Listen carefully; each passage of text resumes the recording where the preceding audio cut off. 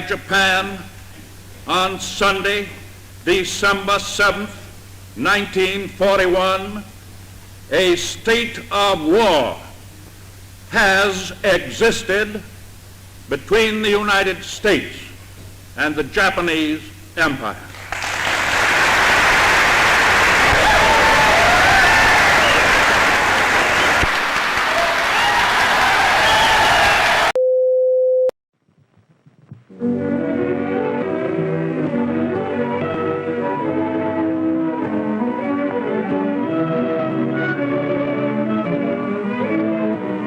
Without any bait?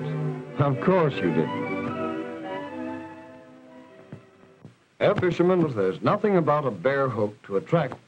On the hook there must be some kind of bait. An artificial fly, a worm, a minnow, or a frog to attract the fish and cause him to strike. Without this bait, you'd come home at the end of the day disappointed. When you're searching for work, you're fishing for a job. What you catch will be determined largely by the bait you offer. Your personality, training, and experience are your bait. If you have little or no training, you probably will catch little or nothing in the way of a job. The fisherman uses special baits for the game fish. To get the better jobs, you must also use special baits in the form of special qualifications. There are fewer game jobs to be caught. The fisherman has the ambition to catch the game fish.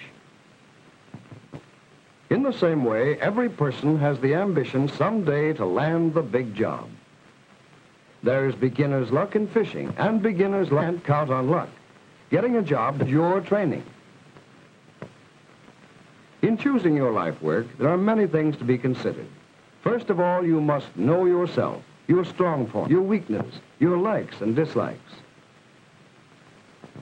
Let us consider first your own native abilities. Tests have been developed which help you to measure your abilities. Of particular value are those called aptitude tests, which help you measure your abilities in special fields. Mechanical aptitude tests are a sample of this type. These cannot tell you exactly the occupation to choose, but they give you an idea of the type of work you can do best. They also help to guide you away from some fields in which you won't be successful. Each person has the ability to do just so much work, which is called his level of capacity. If he tries to do more than he's really able, he'll be unhappy in his work. He will also be dissatisfied if he knows he could handle a better job than the one he has. There are tests which will help you choose work which fits your level of capacity best. How simple it would be to choose your life work if taking tests were the only thing you had to do in analyzing yourself. But they are only the first step. Another step in analyzing yourself is the examination of your own educational record. Your grades in different subjects, back as far as can be traced. If you've gotten this, your teacher is with you in looking it up. What does your educational record show? Have your grades been about the same all along the line? Or do they look like this, up and down, like the crest and trough of an ocean wave? In what subjects have your grades been up? In what subjects have they been down? Why have they been up or down? Are you especially interested in certain subjects? If you don't like mathematics and your grades are low in this subject, you probably won't be very successful in those fields based on mathematics. Why are you interested in some subjects and not in others? You must answer these questions if you really wish to get acquainted with yourself. When you get a job, you will be judged in comparison with other workers. Just as in school, your work is graded in comparison with that of your classmates. All workers in any group are so judged. One will be considered the best in the group, another the poorest, with the rest arranged in between. This first today may not be first tomorrow unless he keeps on his toes and is alert to the changes which are constantly taking place in every line of work. Therefore, you should know what your rank in your class is in order that you may strive to raise or maintain it. Do you belong in the upper 1/4? Upper 1/2? We hope you're not near the bottom. Another very important question you must ask yourself concerns your character. You will probably agree that honesty and loyalty are two of the strongest points of character. Are you honest with yourself? Are you honest with others? Are you loyal? The next point concerns your interests and accomplishments. In what are you especially interested? What can you do well? Do you like to work with ideas? Or would you rather work with things? List the things you like and that you do well and study them for a possible life work. We all realize that interests change frequently, but if the interest is strong and is based upon some real ability or accomplishment, it will grow. In fact, the more skilled you become, the faster your interest will grow, and so it may help you in picking your life work. Your social assets are very valuable in helping you to know yourself. Do you get along well with the gang, or do you have frequent fallouts? Do you prefer going with the crowd? Or would you rather spend the day alone, doing something you like to do? Do you do your best work when working with other people or when working alone? This is important in determining your future work. For one who likes to be alone would be unhappy in a job which required him to work as a member of a group and to be dependent upon others. The research worker is generally of the type who prefers to work alone. The successful salesman is largely dependent upon his ability to make a pleasing impression upon those with whom he comes in contact. Determination to succeed is an important factor in success. When things go wrong, do you say, "I can't"? If your grades fall below your expectations, do you say, "What's the use"? Every subject in the school has its part in rounding out your education. Do you say, "I don't see any sense in studying something I'll never use"? How do you know you'll never use it? When the road ahead of you is not entirely clear, do you continue to do your best? There is no place in success for a quitter. Are you a quitter? Your financial assets must receive consideration in choosing your life work. Does your choice require long and expensive training? Will you have the money? Will you need considerable money for equipment when you have completed your training and are ready to start work? Will you be able to finance yourself until you have an income from your own work? Many people train themselves for jobs and then are forced to do something else for lack of finances to get started. Every person should have one or more hobbies which he can do well and from which he derives pleasure and satisfaction. A hobby helps you relax after a hard day's work. It may also provide a job to fall back upon in case something happens to your regular means of earning a living. Many people today are working at things which were their hobbies a few years ago. May we ask, what is your hobby? Death is coming closer. Don't try to fight it. Ryan. What do you expect to get out of your life work? Many would answer money. Money is important for the things that it will buy, and a certain amount of it is therefore necessary. As important as money, however, as a return for your work, is the satisfaction that comes from doing an interesting job as well as or better than others are doing it. If you set such satisfaction as your goal, expect the financial part to serve itself. Considerable time has been given to the problem of knowing yourself. It is the most difficult problem facing you, but it must be faced. Now, let's turn to some of the questions involved in studying occupations. It is well to get clearly in mind that each one of you can do several things successfully. No individual is limited to one occupation alone. You are at the point where the road has many branches. Any one of the several branches will get you to your destination, but many of them would lead you away from your goal. How can you find the right roads? If you wish to get the most out of your study of the occupations, you must follow some definite plan. First, you should get a broad view of as many occupations as possible. One way you can do this is by reading. There are many books and magazines which give quite clear word pictures of various fields of work, but this is not enough. You should talk to successful people in many lines, asking them questions about their work, the training required, where to get it, and the rewards of their occupations. Your school, again, will be glad to assist by arranging such conferences for you. There are many movies dealing with occupations, and from time to time, you're going to see some of these. They will acquaint you with many types of work in various parts of the country. In making your investigation, do not limit yourself to your own locality, but make your survey as broad as possible. When you have completed a broad survey, choose those occupations that interest you for further study. Investigate the unpleasant side of the work as well as the pleasant, for every type of work has its disagreeable side.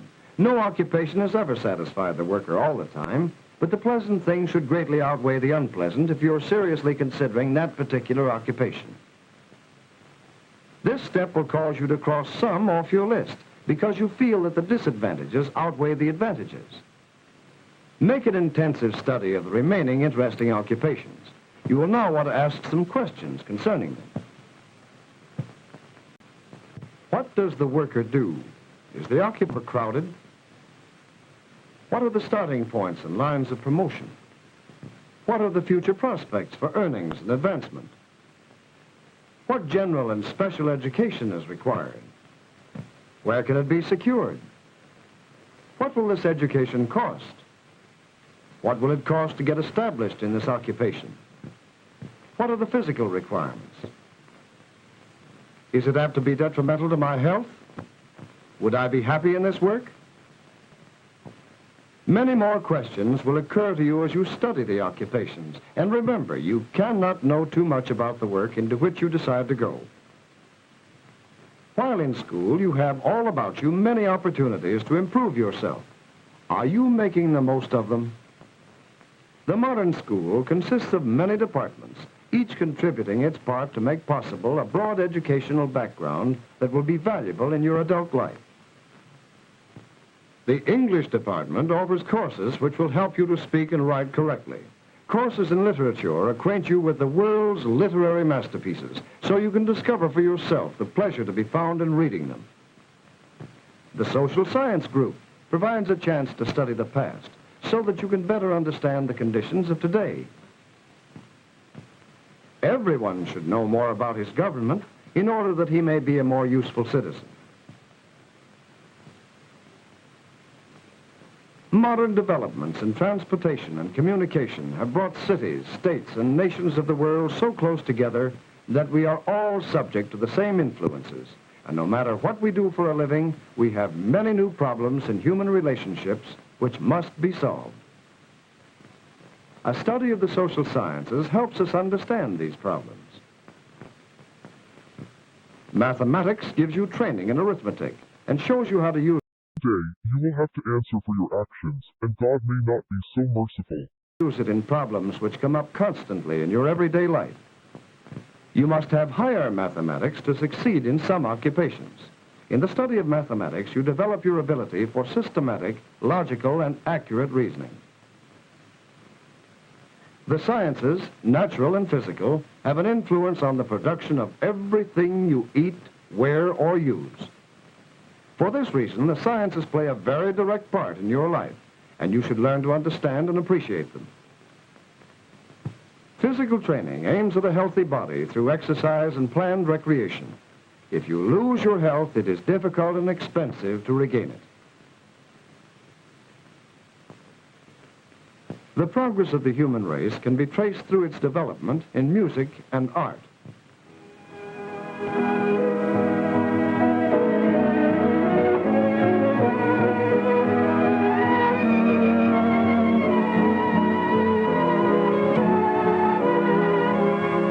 Few people can become books in many fields will be found, and the individual is free to read according to his interests.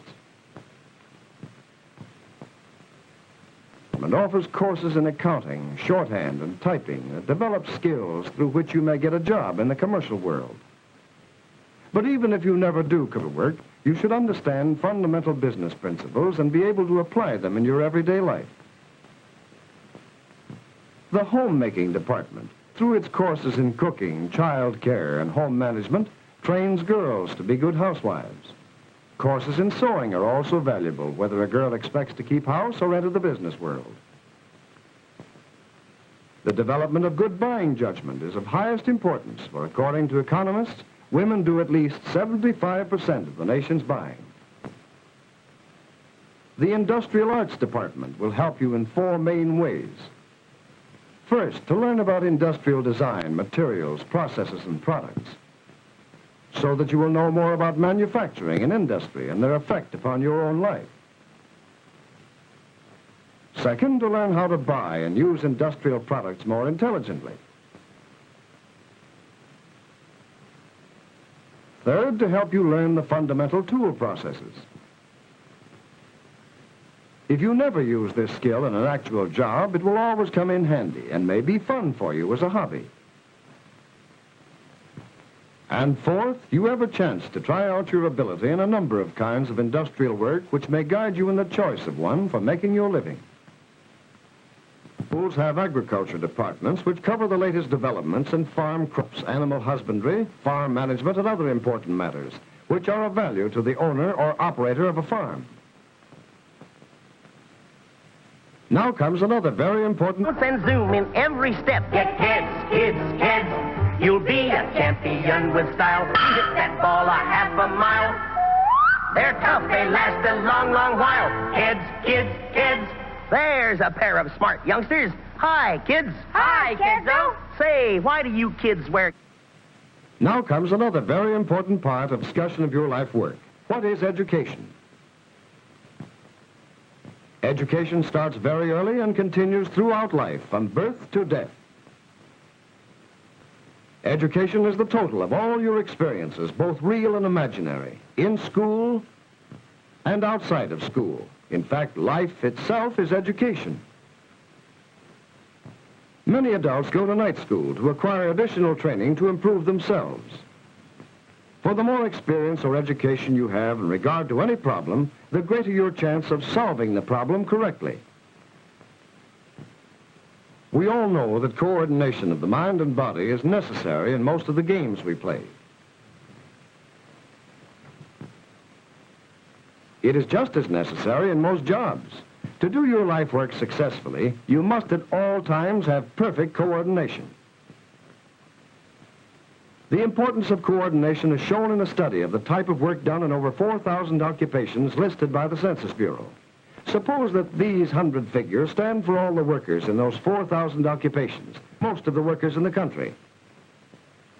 Out of every 100, only 13 workers have jobs based entirely on mental skills, or which require them to work with their minds alone. Only 18 out of every 100 have jobs based on manual skills, in which they work mainly with their hands. All these that are left, or 69 out of every 100, do work requiring that the hand and mind be trained together for perfect coordination. You will probably be one of the 69, for perfect coordination is necessary for the dentist, the typist, the industrial worker, the homemaker, in fact, for almost everyone. Just as a building must be built on a carefully planned foundation, so must your life be built on careful plans. Let us see if we can plan the foundation of a successful career for you. As the first block of your foundation, you must have health. Without health, no one can be entirely successful.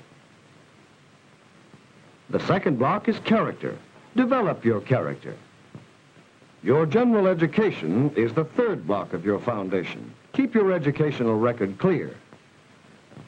The fourth block is citizenship. Are you a good citizen? Next comes your special interests and abilities. Are you finding and developing? Ambition is the spark plug of the human engine, the force that makes things happen. Do you need a new spark plug? You may have special abilities and ambition, but are you willing to work hard to succeed? There is no shortcut to success.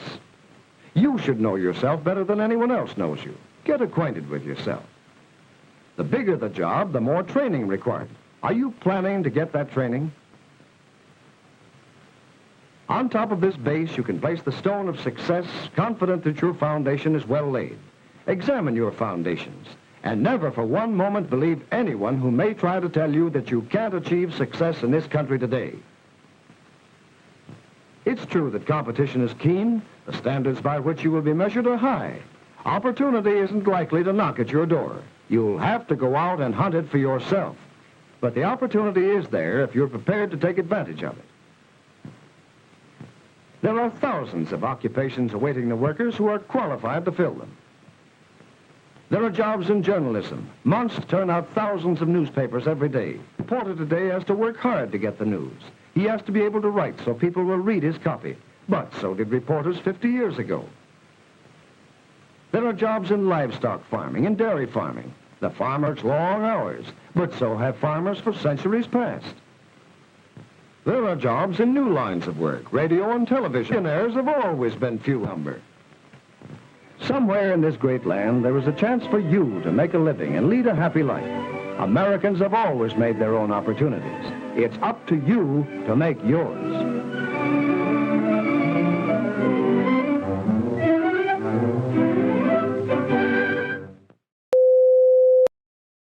Happy birthday. Ryan, you are getting closer to us now. Fate is unstoppable. You will die. A grave is a location where a dead body is buried. Graves are usually located in special areas set aside for the purpose of burial, such as graveyards or cemeteries. Certain details of a grave, such as the state of the body found within it and any objects found with the body, may provide information for archaeologists about how the body may have lived before its death, including the time period in which it lived and the culture that it had been a part of. In some religions, it is believed that the body must be burned for the soul to survive. In others, the complete decomposition of the body is considered to be important for the rest of the soul.